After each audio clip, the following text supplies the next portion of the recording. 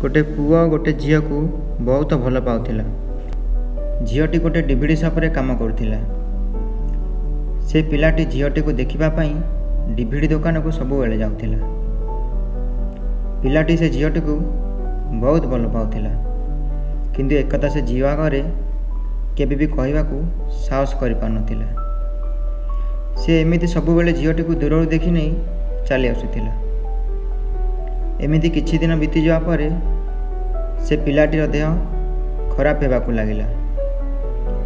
तार देह खराब लगी रहिबारु से डॉक्टर पाखକୁ गला। परीक्षा पर जना पड़िला कि ताकू कैंसर होइछि। डॉक्टर कहले ता पाखरे आउ मात्र गोटे मास समय अछि। एक कथा जानिबा परे से बहुत उदास रहिबाकू लागिला।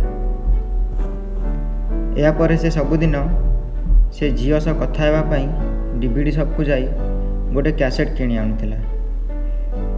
एमिति गोटे मास पर्यंत से प्रत्येक दिन डिविडी शॉप रु कैसेट आनुथिला, खाली से झील सह टिके बहाना रे कथा हेबा पई। किंतु तथापि से तार भल पाइबा विषय केबे भी झीलटी को कहि पार नथिला। गोटे मास पर से पिलाटीर मृत्यु हो गला। या परे से पिलाटी आउ दुकान को न आसबारु झीलटी मने मने ताको खोजिबाकू लागिला। एमिति किछि दिन बीती जावा परे से झीलटी पिलाटी को खोजी खोजी जाई तार घरे पहुँची गला। झीलटी तार माँ को जाई से पिला विषय पचारिला। तार माँ कहले तार किछि दिन पूर्व मृत्यु हो जाइछि एवं ताकू से पिलाटीर रूम भीतर को नहीं गले। झीलटी से पिलाटीर रूम भीतर को जाई देखिला रूम भीतर से देइथिबा सबु कैसेट सेमिति नुआ परे रखा जाइछि। गोटे हेले भी कैसेट को खोला जाए नहीं। ए सबु देखि से झीलटी जोर रे कांदिबाकू लागिला।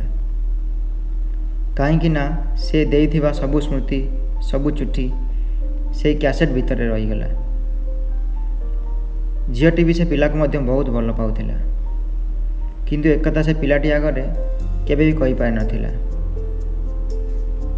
बंधुगण, जदि आपण भी काहाकू हृदय सतरे भल पाउछंती ताले ठीक समय आसीबा भावी अपेक्षा करंतु नहीं।